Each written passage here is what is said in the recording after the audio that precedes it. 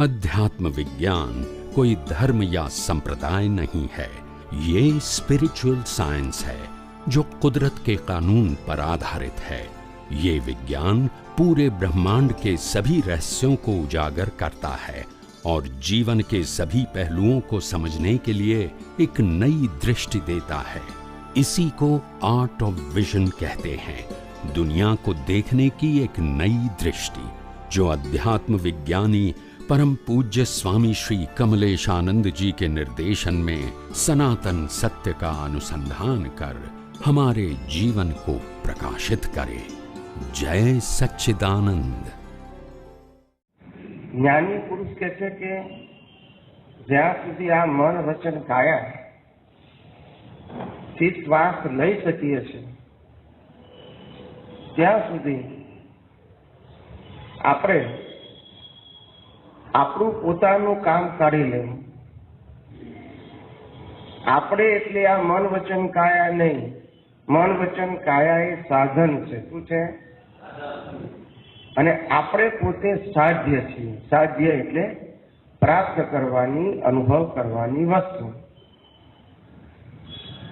સાધન ટેમ્પરરી છે અને સાધ્ય પરમેનન્ટ છે।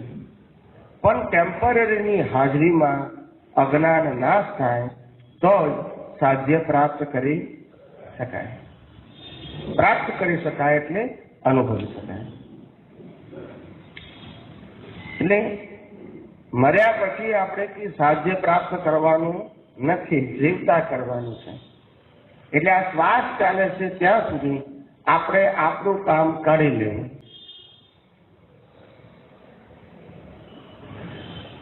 કામ કાઢવા માટે જ્ઞાની પુરુષોએ બહુ સિમ્પલ ભાષા બતાવી છે કે તું છે એ જ તારે અનુભવવાનું છે।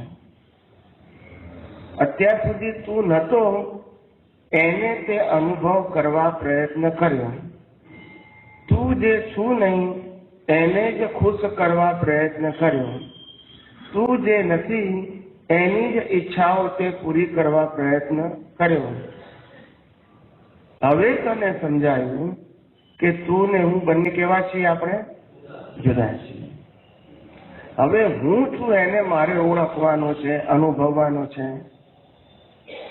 પ્રાપ્ત કરવાનો નથી, છે એને ઓળખવાનો અને અનુભવવાનો। To identify and to realise, એ આપણા જીવનનું લક્ષ્ય હોવું જોઈએ।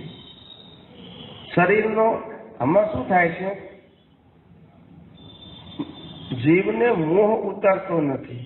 શું નથી ઉતરતો? શેનો મોહ છે? હું શરીર છું તે। શું મોહ છે? હા, જે નથી તેના માટે તો બહુ મહેનત કરી, હવે જે છીએ તેના માટે પુરુષાર્થ કરીએ। નથી તેના માટે તો બહુ મહેનત કરી, આપણે કેટલા અવતારોથી કરતા આવ્યા છે। એક અવતાર આત્માની અનુભૂતિ કરવા માટે તું ગાળ કે છો, એક અવતાર। પણ જયારે જ્ઞાની પુરુષ કે ત્યારે થોડો સમય જુસ્સો આવે, શું આવે? પછી પાછો ઉતરી જાય, કારણ કે આ માયાની જાળ એવી છે। શું છે?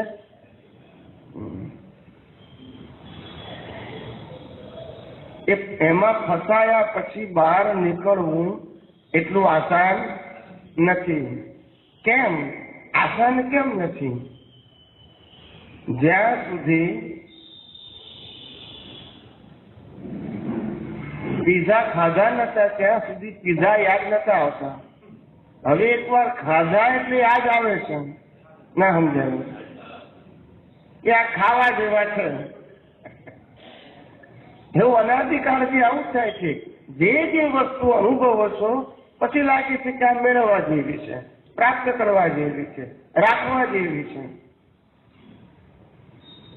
તારે જ્ઞાની પુરુષ કહે છે કે ભાઈ આ બધી વસ્તુઓ તને પ્રાપ્ત થશે, પણ એ બધી વસ્તુઓ સુખ આપવાનું સાધન, એ ખાલી વ્યવહાર ચલાવવાનું સાધન છે. વ્યવહાર ચલાવવાનું. માણસ હારી જાય છે, થાકી જાય છે, કંટાળી જાય છે. એનું કારણ શું? જે પ્રાપ્ત કરવું છે તે મળતું, અને જે મળે છે એનાથી સંતોષ થતો. એટલે પ્રકૃતિનું સેક્શન અને પરમાત્માનું સેક્શન બંને કેવા છે? બંને વિભાગ જુદા છે. પ્રકૃતિના ભાગમાં તો આપણે કશું કરી શકીએ એમ નથી, પણ પુરુષાર્થના ભાગમાં, પ્રતિષ્ઠિત આત્માના ભાગમાં આપણે પરમાત્મા તરફની દ્રષ્ટિ કેળવી શકીએ છે. આ આપણો અત્યારનો પુરુષાર્થ છે, અને એ પુરુષાર્થ દિવસે દિવસે વર્ધમાન કરવાનો છે. શું કરવાનો છે? વર્ધમાન. આ રાગદ્વેષ આપણે ઘણી વખત જ્યારથી 2003 થી એન્ટ્રી મારી આમાં દાદા ભગવાનની વાણી સાંભળવા મળ્યું ત્યારે રાગ દ્વેષ, આ ક્રોધ માન માયા લોભ, તમારા સત્સંગમાં પણ એનાલિસિસ હજી એટલું બધું એના પ્રત્યે નથી, પણ થોડું થોડું સમજાય છે કે આ ક્રોધ માન માયા લોભ એક પ્રેરણાવાળા ભાગના છે, એક જીવતા છે. પછી આ રાગ દ્વેષ છે એ પણ એક જીવતા છે અને એક પ્રેરણાવાળા ભાગ. બરાબર છે. એટલે હવે એ એક ફાઇનલ ડિસિઝન એ પણ આવી ગયું છે કે આ જે અજ્ઞાન છે અને જીવતા છે એ જ મારા માટે બાધક છે. બધું આટલું બધું તમારે હજી ઘણી બધી સ્લાઇસથી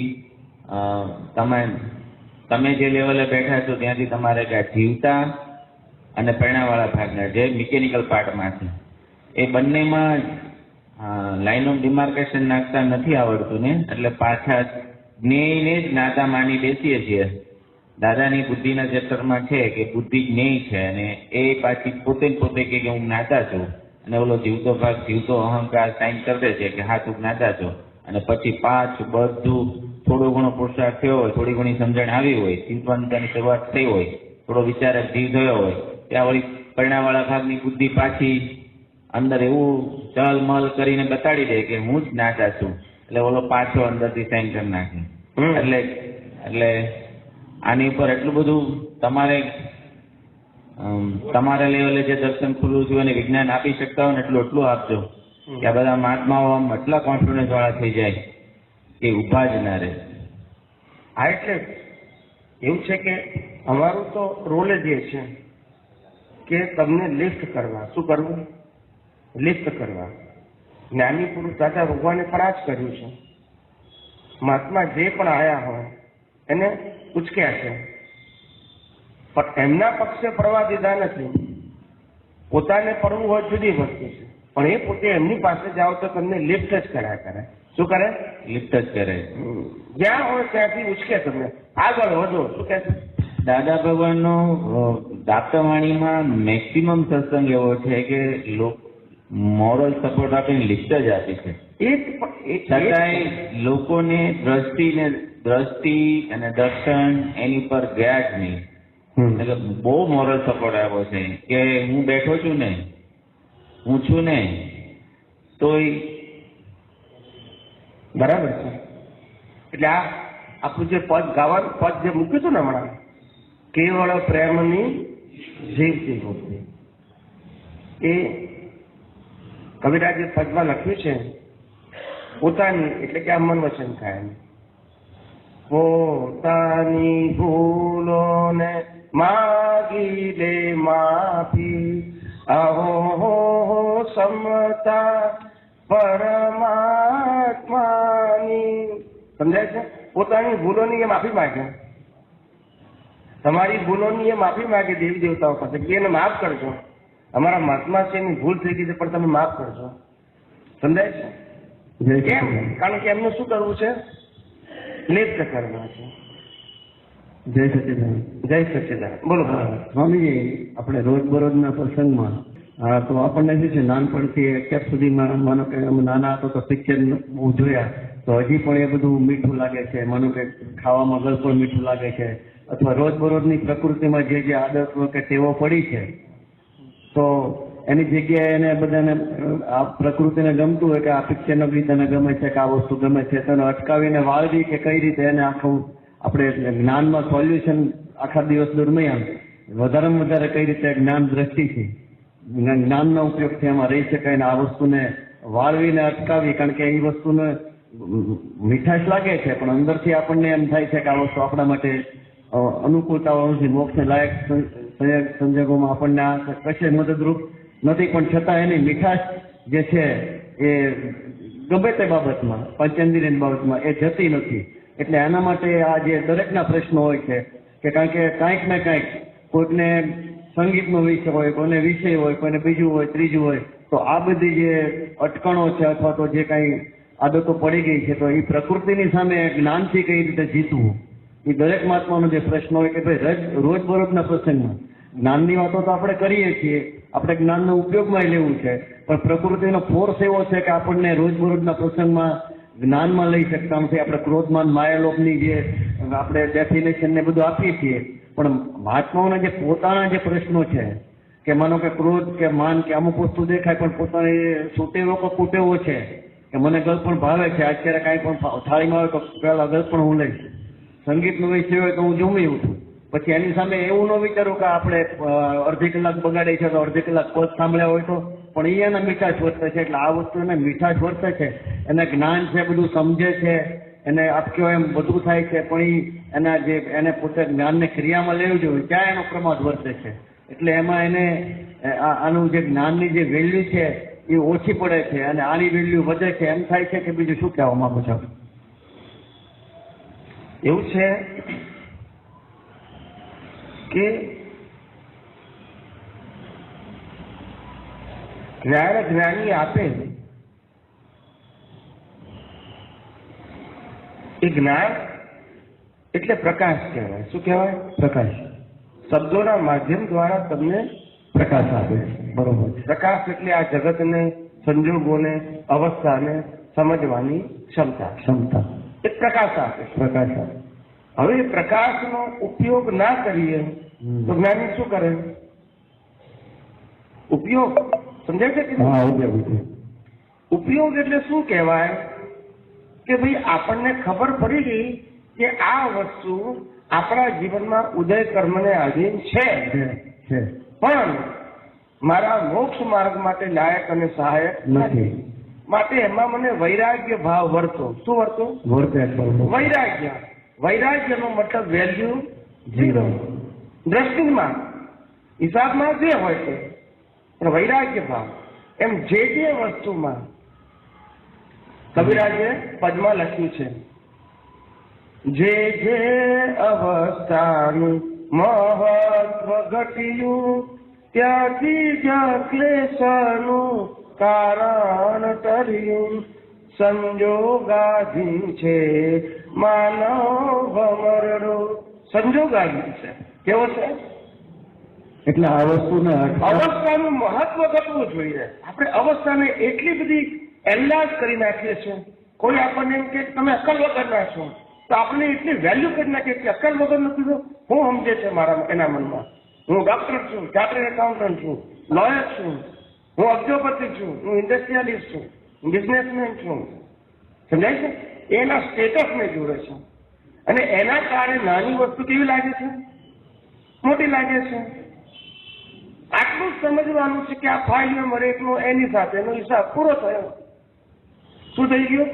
હિસાબ પૂરો થાય છે. આજે આપણે કહીએ છીએ કે પ્રકૃતિમાં દખલ કરવી નહીં એમ, એટલે આ પ્રકૃતિ જયારે નીકળતી હોય એમને કઈ રીતે સોલ્વ કરવી એમ હું આપને કહેવા માંગુ. આપણે જાગૃતિ પૂર્વક જે તે અવસ્થાને સ્વીકાર કરી લેવો, દખલ કરવું નહીં. શું ના કરવું? દખલ ન કરવું. દખલ એટલે શું? દખલ એ શબ્દ સ્પીચ અને એક્શનના લેવલે નથી, એ દ્રષ્ટિના લેવલે છે. બરોબર. કુદરતે તમને જે સંજોગો આપ્યા જે તે વ્યક્તિઓ સાથેના, હવે એ સંજોગો ઉદય કર્મને આધીન વ્યક્ત થાય છે. બરોબર. તે વખતે કુદરતી રચના તરીકે એજ રીતે સ્વીકાર કરવા. નિમિત્ત કોણ છે એ જોવું નહીં. નહીં. એ જોવા ગયા કે ડખોડખલ ઉભી થઈ ગઈ. બરાબર.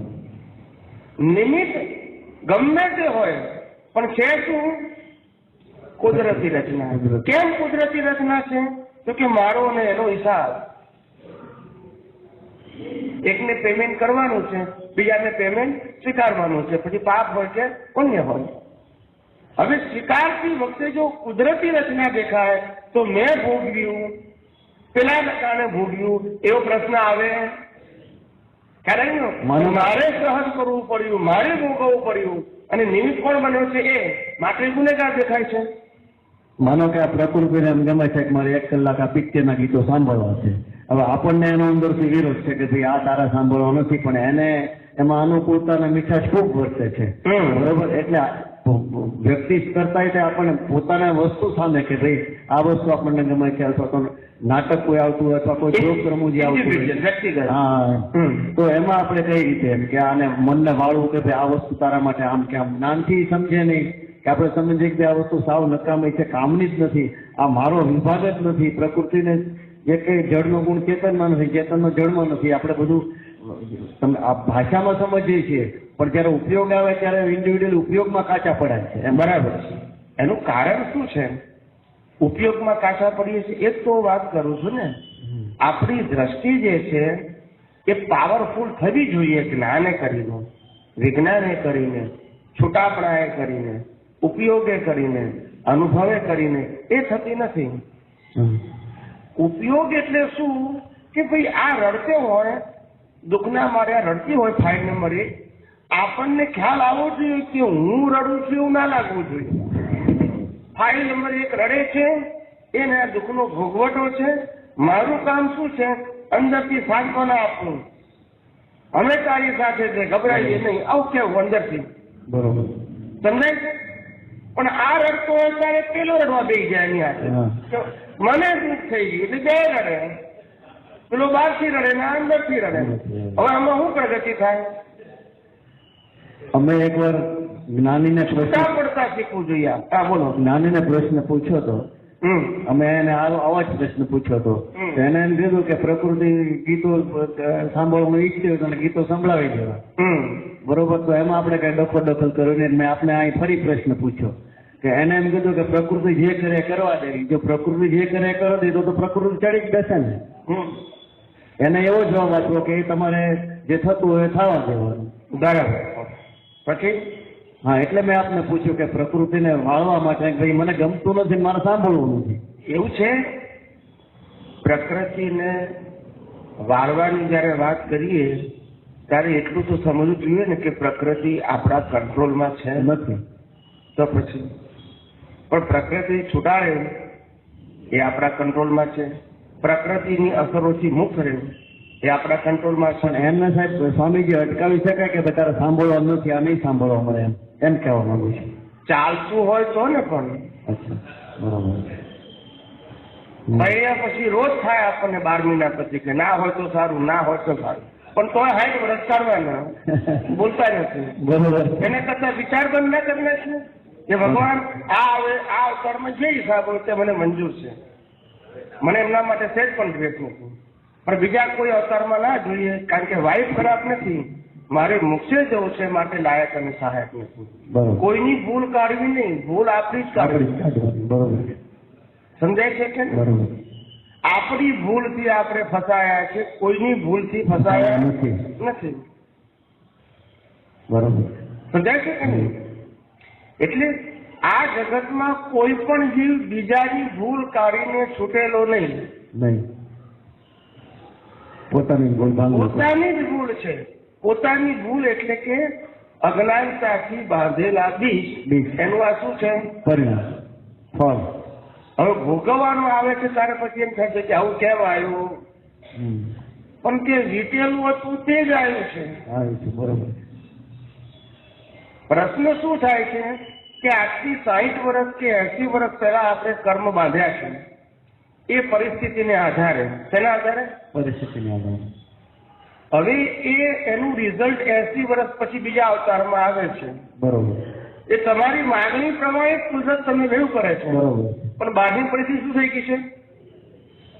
બદલાઈ ગઈ છે. એટલે 80 વર્ષ પહેલા જે ગમતું તો હવે આજે નથી ગમતું. પણ કુદરત કે તે બીજ પાડ્યું છે એનું તો ફળ આપીએ છીએ. બરોબર. આવી રીતે જ્ઞાની કહે છે કે અજ્ઞાન કાળ એ જ રસ્તો છે. તારા ગમતા સંજોગો પ્રમાણે બધું થશે એવું ક્યારે બન્યું નથી અને બનવાનું પણ નથી. સમજાય છે? કારણ કે સમય બદલાઈ જાય ને. હા. શું બદલાઈ જાય? સમય બદલાય. સમજાય છે કે નહીં? માણસ જયારે માર ખાય ને ત્યારે એના ભાવ જુદા આવે. બરોબર. અને જયારે ફોર્મમાં હોય ને ત્યારે ભાવ જુદા આવે. હવે આ ભાવ આવા કર્યા કરે શું થાય પછી? અત્યારે રિઝલ્ટ આવે ને ત્યારે સંજોગો બદલી ગયા હોય. બરોબર. એટલે પછી એ વસ્તુ સ્વીકાર થતો નથી. એ વસ્તુ સ્વીકારી શકતો નથી પોતે.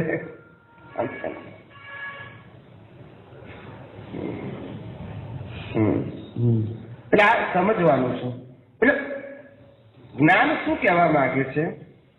જ્ઞાન એટલે પ્રકાશ. પ્રકાશ શું કહેવા માંગે છે કે ભાઈ આ મન વચન કાયા જે છે ને તને દેખાય છે ને એ પરિણામ સ્વરૂપે છે એને તું જાણ અને તું એનાથી છૂટો છે તું જાણ. અને બાકી બધી અવસ્થાઓ જે આવે ને જાય છે એના ભોગવટા માટે કુદરત બધા સંજોગો તૈયાર કરેલા છે. એમાં ઊંડો ના ઉતરે. શું કીધું? ઊંડો નહીં કરવું. હા. ગમે કે ના ગમે શેઠ સાથેનો હિસાબ હોય તો 8 કલાક નોકરી કરવી જ પડે. શું કીધું? નોકરી કરવી જ પડે. ઘરના છોકરાને ના ભણાવે પણ ટીચર હોય તો બહારના છોકરાને ભણાવવા જ પડે. બોલતા નથી. સાચી વાત. થયા છે તો પછી શું કરો? એટલે દરેકને પોતપોતાના રોલ લઈને આવ્યા છે કર્મના. કેવા? કર્મના. એ પ્રકૃતિનો સ્વભાવ છે. એનાથી આપણે શું કરવાનું છે? આપણે પ્રકૃતિને બદલવા જોઈએ, સુધારવા જોઈએ. એનો લોડ પડે છે. શું પડે છે? અને પાછી સુધરતી નથી. કેટલાક લોકોના મહાત્માઓને એવા ફોન આવે છે કે મારે સંજોગોનું બહુ પ્રેશર છે, જ્ઞાન બાન હાજર રહેતું નથી, ઉપયોગ થતો નથી, સત્સંગ ગમતો નથી, વિધિ કરવાનો કંટાળો આવે છે. હવે ઉપાય શું કરવું કે છે? આ છેલ્લા 1 વર્ષથી આવા બધા મહાત્માઓના ફોન આવે એટલે આપણને ખ્યાલ આવે કે આ અંદરથી કેટલું પ્રેશર આવે એટલે આવું બધું ફ્રસ્ટ્રેશન આવે. એટલે પછી હું કહું પ્રકૃતિને ગમે કરો. શું કીધું? પ્રકૃતિને ગમે કરો. એ તો રાજી રહે. આ તો બાવાને બે બગડે. આમ નહીં આમ નહીં. હા. કારણ કે એક વસ્તુ છે, જયારે તમારું મનોબળ ના હોય ને તમે કોઈ પણ ફિલ્ડમાં સક્સેસ ના જાઓ. પહેલું છે કોન્ફિડન્સ, વિલ પાવર. અને વિલ પાવર ત્યારે જ આવે તમારું મનોબળ હોય તો. બરોબર. અને મનોબળ ત્યારે આવે કે તમે ધ્યેયને અનુરૂપ તમારી દ્રષ્ટિ પાકી થતી હોય તો. એટલે બહારનું જીવન ના હોય પણ ધ્યેયને અનુરૂપ દ્રષ્ટિ તમારી પાકી હોવી જોઈએ. પાકી ક્યારે કહેવાય? તમે ગમે તેવા સંજોગોમાં એનો ઉપયોગ કરી શકો તો. નોલેજ છે એટલે નહીં, ઉપયોગ કરી શકો. ગમે તે સંજોગ આવે, મરણાંત સંકટ મેં ટકે તે દેખના હું નિશ્ચય નિર્ણયથી કેવા એ ગમે તે સંજોગ આવે એ કેમ ભૂલી જઈએ આપણે? એટલે ધ્યેયને અનુરૂપ આપણું મનોબળ હોવું જોઈએ. સંજોગો અપ્સ એન્ડ ડાઉન્સ આવે એ તો આવવાના પ્રકૃતિના, એ આપણે બદલી શકતા નથી. પણ એ સંજોગોને જે ભોગવી રહ્યું છે એનાથી આપણે કેવા છે? જુદા છીએ. તો પછી જુદા કેમ ના રહી શકીએ? એના માટે પ્રયોગની જરૂર છે. ક્રિયાની જરૂર નથી, પ્રયોગ. સમજાય છે ને?